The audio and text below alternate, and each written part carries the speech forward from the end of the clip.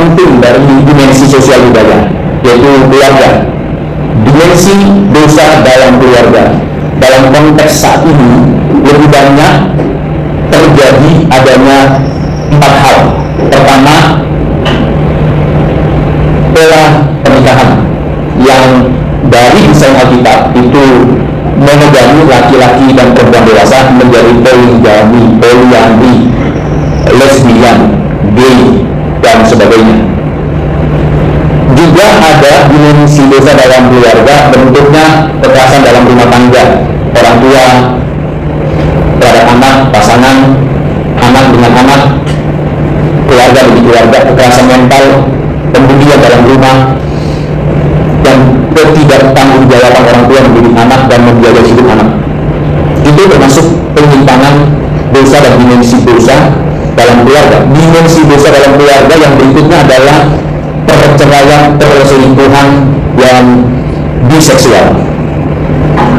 Perselingkuhan di media sosial tampil dalam bentuk topeng-topeng rayuan dan berpakaian yang tidak sopan serta menggunakan hal-hal yang buruk. Perzinahan tidak hanya langsung ke tempat hotel atau tempat-tempat pelacuran, tetapi juga sudah mulai masuk ke dalam ranah digital. Dan ini sangat mengkhawatirkan, khususnya untuk remaja pemuda pergi sendirian ke toilet ternyata melakukan perzinahan digital. Bukan hanya melakukan tindakan onani dan masturbasi, tetapi melakukan perzinahan digital. Ini sangat menakutkan dan mengkhawatirkan karena melalui video call dan sebagainya sudah dan sering kedapatan terjadi seperti itu, sehingga keluarga menjadi rusak. Di toilet, di kamar mandi bisa berjam-jam untuk melakukan tindakan yang tidak terkenal di hati Tuhan dan mencemarkan pikiran dan merusak akal budi sehingga hati nuraninya kacau. Yang berikutnya adalah dimensi dosa dalam keluarga adalah perceraian. Nampaknya sudah mulai ada orang Kristen menormalisasi perceraian dengan cara dan alasan yang sebenarnya pelanggaran hukum Allah, tapi dengan alasan kekerasan dalam rumah tangga dan kebutuhan yang tidak dicukupi, sehingga tingkat perceraian di kalangan Kristen semakin bertambah dan pengunduran kerohanian anak-anak semakin mengurang. Ini cikal bakal kekacauan peradaban di masa depan kalau tidak ditangani dengan baik dalam keluarga. Keluarga, institusi pertama yang diciptakan Tuhan, dibentuk untuk menjadi sarana pelaksanaan mandat Tuhan, tetapi keluarga sudah rusak. Dari keluarga inilah dimensi dosa masuk ke dalam masyarakat, keluarga, budaya, dari bangsa dan seluruh dunia. Jadi saya fokus untuk menegaskan bahwa keluarga Anda, keluarga saya, keluarga kita itu tidak netral, bisa menimbulkan dimensi-dimensi dosa yang rusak. Saya ulangi, tidak netral. Sekalipun saya hamba Tuhan, dosen pengampu mata kuliah agama dan teologi, tetap tidak netral di rumah saya. Akan mungkin ada keberdosaan di sana. Itu sebabnya mesti tetap pengajarannya, teladannya, cara hidupnya, semuanya mesti memiliki dimensi kekudusan. Sekarang kita masuk ke dalam dimensi dosa dalam ilmu pengetahuan. Ada beberapa hal yang perlu diperhatikan dalam dimensi dosa, khususnya dalam ilmu pengetahuan. Ada 4 hal yang penting, dan diharapkan 4 hal ini dapat dimengerti dengan baik dan dapat diterapkan dengan contoh-contoh nanti pada program studi masing-masing mahasiswa. Yang pertama, ketidakmurnian sumber. Kasus seorang yang bernama Rivaldi dan Prihantini yang mengikuti berbagai seminar luar negeri dengan menggunakan nama sumber yang tidak valid, tidak benar, tidak tepat, diabaikan atau dibiarkan sampai sekarang. Memang institusi yang pernah meluluskannya berupaya untuk mengatakan bahwa mereka itu bukan mahasiswa yang terbaik dan bukan mahasiswa yang pernah menyelesaikan studinya, tetapi itu menunjukkan bahwa ternyata sumber-sumber yang dipakainya itu copy paste dari AI generate, dan ini sangat memalukan. Tidak berkuasa dan tidak menguasai atas ilmu pengetahuannya. sangat menyedihkan karena apa yang disampaikannya di publik, dan publik sekarang tahu bahwa ternyata orang yang seperti itu sudah berani, apalagi yang lain. Jadi ini membuka topeng bahwa kemungkinan ada dosen, ada profesor yang melakukan plagiat, dan sudah terbukti ada beberapa profesor yang copot keprofesorannya, guru besarnya karena melakukan plagiat, copy paste, kalau mahasiswa kalau orang lain diambil. Ini salah satu buktinya. Jadi ketidakmurnian sumber-sumbernya tidak benar-benar diperoleh. Kalau kita mau menyelidiki isu apa yang ada di program studi kita, ahlinya si A, dan dia mencetuskan satu ide, itu idenya orisinil dari dia atau copy paste dari yang lain. Dari beberapa kali saya review artikel jurnal nasional maupun internasional, saya menemukan semua footnote atau referensi itu ada beberapa yang tidak ada di Scopus, tidak ada di Google Scholar, entah dari mana itu nama dan judulnya. Sumbernya nggak valid. Saya selalu ingatkan kepada anak-anak saya yang sedang studi dan akan melanjutkan studinya lagi, sangat memalukan bagi orang Kristen sumber tidak valid itu dimensi dosa. Copy paste tidak menghargai dan mengapresiasi tulisan orang lain. Beberapa kali saya harus buat tulisan-tulisan orang untuk bisa diterbitkan karena ketahuan bahwa itu milik orang. Nama mahasiswa diambil, nggak izin, dan tidak ada kontribusinya terhadap tulisan dan penelitian itu. Bahkan beberapa dosen saya tegur karena mengambil tugas-tugas mahasiswa untuk penelitian dia tanpa dia izin dan tanpa tidak melibatkan mahasiswa. Itu kejahatan, itu dimensi dosa. Memang kita punya akal budi, karena dosa itu menjadi gelap sehingga tidak mencari kebenaran demi Allah, tetapi demi diri sendiri, demi hawa nafsu. Pokoknya saya terkenal punya gelar hebat begitu. Punya musisi, bisa jadi profesor, bisa jadi dokter, hanya copy paste atau kompilasi tulisan orang lalu diramu di generatif AI, lalu seolah-olah itu pikiran dia. Saya mengingatkan untuk saya dan kalian, karena ada banyak yang meneliti tetapi sebenarnya hanya untuk pujian, popularitas, dan keuntungan pribadi. Memang kalau sudah jadi guru besar, rupiahnya cukup besar, budi-budi akan bertambah, tapi kejahatan makin tambah, kesombongan makin muncul, keangkuhan makin hebat. Saya bersyukur masih bisa belajar menjaga hati nurani dari sejak saya masih S1, bagaimana meneliti ke lapangan, mengambil sendiri sampel, mewawancara sendiri, mendesain sendiri, sampai saya selesai S3, tetap melakukan itu. Jadi nanti waktu kalian buat podcast isu-isu itu mesti clear and clean sumbernya. Hargai bahwa Tuhan menghargai kamu. Yang kedua, kesalahan arah. Salah arah itu kan amartia, tidak tepat sasaran, itu sudah dosa. Jadi dimensi dosa dalam ilmu pengetahuan karena arah dari pengetahuan yang dipakai bukan untuk memuliakan Allah, bukan untuk mensejahterakan sesama, bukan untuk menegakkan keadilan, tapi berdiri egosentris. Itu sebabnya sekarang ditingkatkan kualitas kehidupan berakademis yang berkolaborasi. Satu isu dijelaskan dengan isu-isu yang lain, tetapi disoroti dari berbagai disiplin ilmu, namanya interdisciplinary issue. Adalah baik dan indah sekali kalau dalam satu kelompok itu ada 3 atau 4 program studi, sehingga satu isu tentang LGBT, isu tentang perzinahan dalam kalangan Kristen, isu tentang pacaran, isu tentang trauma dan sebagainya, itu diselidiki, dicermati dari berbagai disiplin ilmu, lalu didiskusikan sehingga arahnya makin jelas dan diarahkan kita apa? Memuliakan Tuhan dan membawa orang kembali kepada kebenaran dengan cara kita melakukan penyajian ilmu yang benar. Saudara dan saya harus tahu ya, kita ini bisa menjadi agen reformasi. Reformasi itu bukan dari gereja, reformasi itu bukan dari rumahmu, reformasi itu dari kampus. Kebebasan akademik itu terjadi di kampus. Maka kalau arahnya sudah salah, ilmu itu untuk kepentingan diri, untuk kepentingan pejabat, untuk kepentingan kelompok, maka akan terjadi kekacauan pada kamu. Sehingga terjadi kehinaan-kehinaan terjadi tampil. Video yang tadinya tujuannya baik menjadi lagu TikTok yang menghina. Ini terjadi. Netizen itu kreatif mengungkapkan pendapatnya, tetapi kurang produktif di dalam menjelaskan maksud daripada apa yang diperintahkan oleh pemerintah. Karena apa? Karena kepentingannya politik, bukan rakyat. Rakyat tetap sengsara. Dolar sudah 17.800-an, mungkin nanti menjelang 120.000-an. Kalau anaknya salah, pembangunan salah, dimensi dosa dalam hidup umat itu bisa salah, kita menjadi rusak. Akhirnya kita membenarkan berbagai ideologi misalnya. Apakah dalam teori konsep yang kalian angkat itu ada konstruksi materialisme, ada pemikiran relativisme, ada pemikiran humanisme? Perhatikan teori-teori konsep yang ada dipakai oleh Sigmund Freud atau oleh pemikir-pemikir humaniora yang lain. Perhatikan apakah dia lebih cenderung ke kiri ideologi-ideologi atau memang membenarkan yang benar diangkat di situ.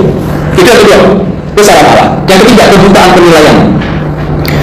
Menilai perlu ada standar, ada ukuran, ada yang perlu menjadi alasan menilai. Kita menilai tidak boleh bias, ada rubriknya, sama seperti dosen menilai tugas-tugas mahasiswa, itu mesti ada rubriknya, paling tidak itu standar dasar supaya tidak sesuka hati dan tidak terjadi bias. Rubrik itu tidak kaku, mesti fleksibel, tetapi rubrik itu mesti ada. Nah, dimensi dosa dalam ilmu pengetahuan karena kebutaan penilaian sebab bias terbatas. Manusia tidak mampu total untuk mengetahui keseluruhan. Perlu sebuah penyelidikan objektif yang komprehensif. Apa itu komprehensif? Ada 3 hal yang berkaitan dengan komprehensif. Pertama, korespondensi antara ide, gagasan dengan fakta itu nyambung, berkorelasi. Saya punya ide saya adalah bagaimana setiap orang mengalami healing dengan teori ini. Ide bagus, karena banyak orang stres, bahkan depresi, bahkan burnout di dunia kampus, dunia kehidupan berkeluarga dan sebagainya. Perlu healing, perlu kesembuhan. Saya punya ide, tapi faktanya ide saya itu tidak berkorelasi dengan kenyataan sehari-hari saya. Saya tidak bisa menerapkan teori saya itu nah itu namanya bias, itu dimensi dosa. Manusia katanya dari monyet, itu kan cara baca daripada pemikiran berkaitan dengan evolusi yang karikatur, gak baca utuh tulisan Charles Darwin. Bacanya di awal-awal sudah merasa sudah berhenti, padahal Charles Darwin tidak pernah menyimpulkan itu. Tapi orang-orang yang tidak baca utuh mengatakan manusia itu dari monyet, dari simpanse, karena kromosomnya kalau manusia 23 pasang, simpanse 24 pasang, maka itu mirip volume otaknya, kerangkanya, strukturnya, DNA-nya dan sebagainya itu mirip, maka manusia langsung disebut dari monyet. Padahal tidak pernah ada satu penjelasan yang seperti itu dari Charles Darwin. Bias, karikatur. Kita membaca buku Alkitab dari Kejadian sampai Wahyu. Oh, kitab Alkitab Perjanjian Lama itu alanya kejam sekali alanya. Perjanjian Baru alanya baik sekali. Tidak demikian, justru Perjanjian Lama dan Perjanjian Baru menjelaskan keberadaan Allah yang apa adanya. Bagaimana kita bisa menjelaskan bahwa Tuhan Yesus tidak pernah marah sehingga membalikkan meja di depan bait Allah? Bagaimana Tuhan Yesus tidak pernah marah ketika ada seorang kepala rumah ibadah anak perempuannya meninggal, lalu dia datang dan semua ribut? Tuhan mengatakan, pergi kaunya, jangan di tempat ini, karena anak ini bukan meninggal tapi tidur. Bagaimana menunjukkan bahwa di sana tidak ada kemarahan? Ada. Bahkan dia menegur Petrus, kamu memikirkan apa yang saya pikirkan. Jadi melihat Alkitab itu jangan bias, mengenal kasih Allah itu jangan bias, harus paradoks. Itu sebabnya perlu interdisciplinary. Kalau ada isu, dia dorong dari sisi ilmu yang lain supaya komprehensif ide dengan fakta. Yang kedua, koheren. Komprehensif itu yang kedua adalah koheren antara fakta yang satu dengan fakta yang berikutnya, itu sangat memberikan dukungan. Itu namanya koheren. Tidak kontradiksi, tapi paradoks, melengkapi. Apa sih bedanya paradoks dengan kontradiksi? Kontradiksi contoh sederhananya, saya ini laki-laki, tidak akan mungkin saya bisa jadi perempuan. Kontras. Tapi saya bisa punya sikap lembut seperti perempuan. Paradoks.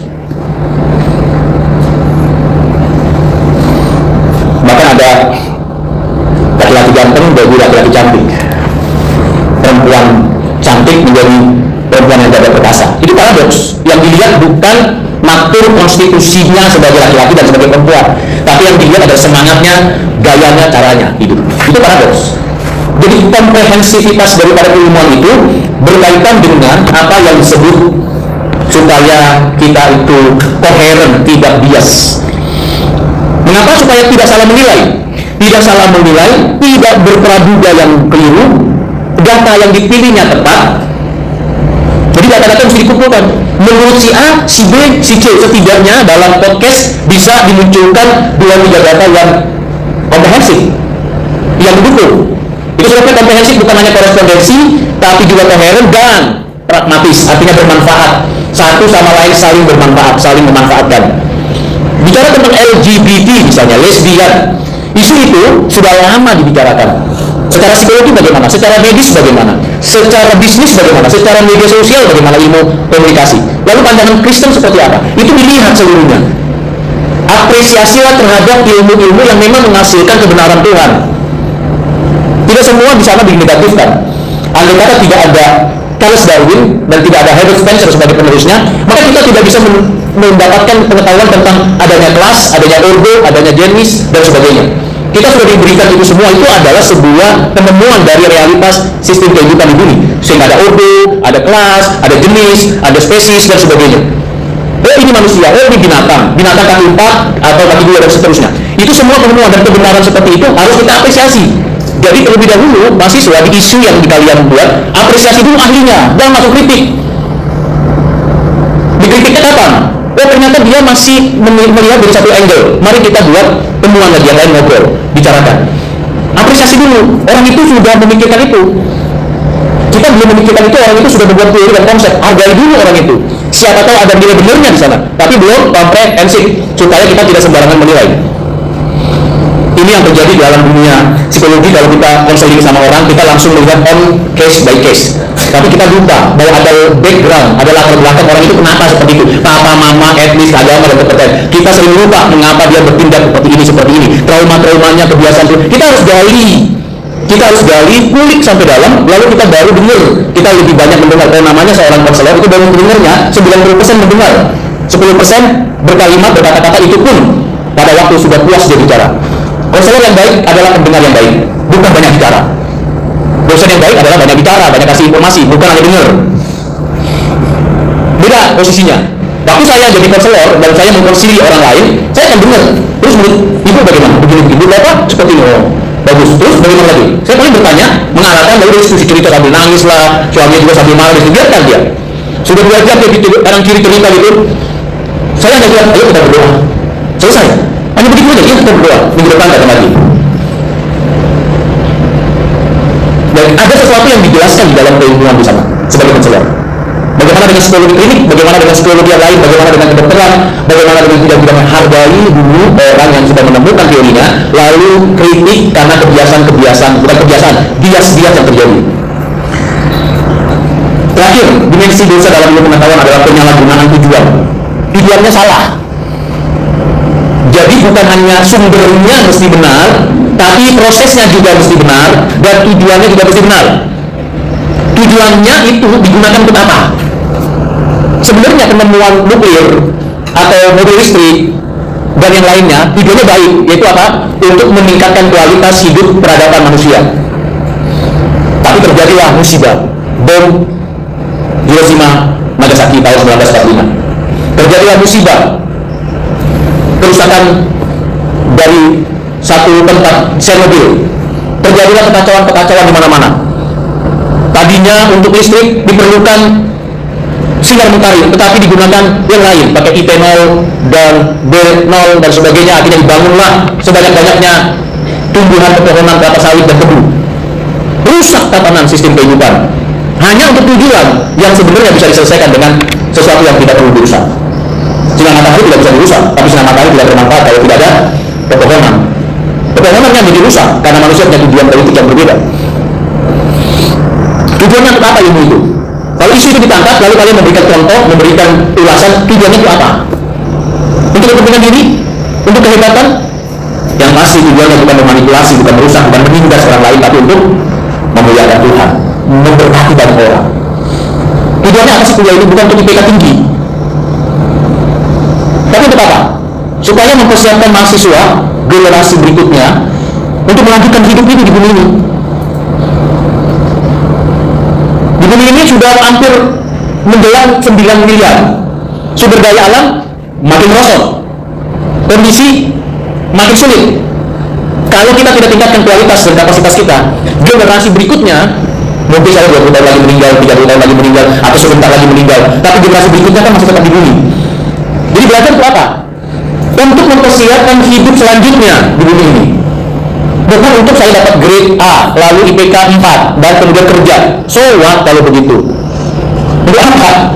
Saya kadang-kadang makin umur tambah, makin merenung, untuk apa ya semuanya ya? Pada akhirnya saya akan ditangisi oleh orang yang dekat dengan saya dengan ukuran 1 kali 2 meter saja. Itu pun nanti beberapa tahun kemudian ditindih dan dilupakan. Yang melanjutkan siapa? Ya kita, generasi berikutnya. Dan sekolah itu, pendidikan itu perlu untuk itu. Jadi tujuannya apa belajar ilmu? Nanti kalau makin tambah usia baru tahu. Baru tahu. Saya dulu ya sudah kali duit, cukup lah, rupiah banyak, enak makan sini makan situ, bisa jalan sana saya jalan sini, bisa rumah cukup, mobil ada dan sebagainya. Setelah itu saya 1 kali 2. Nah, Calvin mengatakan begini, kita itu akal budinya tidak hancur, ada providensi Allah, tetapi sangat rusak sehingga senantiasa melenceng dari kebenaran, kecuali diperbaharui oleh Roh Kudus, diperbaharui oleh Roh Kudus. Itu sebabnya kita butuh keselamatan supaya kita diperbaharui akal budi kita. Kita tidak mungkin tidak butuh keselamatan. Keselamatan itu bukan masuk surga saja. Keselamatan itu bicara tentang saya punya akal budi, saya punya otak itu diperbaharui, sehingga saya punya pengetahuan itu tidak bias, tidak asal-asalan, sumbernya jelas, bermanfaat, dan jadi berkat bagi banyak orang. Buffy mengatakan, dosa tidak menghancurkan kemampuan intelektual manusia. Kita sudah belajar ini berkaitan dengan apa yang dikerjakan keturunan Kain. Dengan adanya seni, dengan adanya industri, dengan adanya pertanian, peternakan, ini menggambarkan bahwa kemampuan manusia itu tidak hancur, tetapi ada luka di dalamnya, ada kegelapan, sehingga menyimpang untuk diri, untuk kepentingan diri. Tyler mengatakan, tidak ada satu jengkal pun dalam hidup kita yang tidak berada di bawah kedaulatan Kristus, sehingga ilmu pengetahuan pun harus dibebaskan dari dosa dan dibawa ke dalam ketaatan.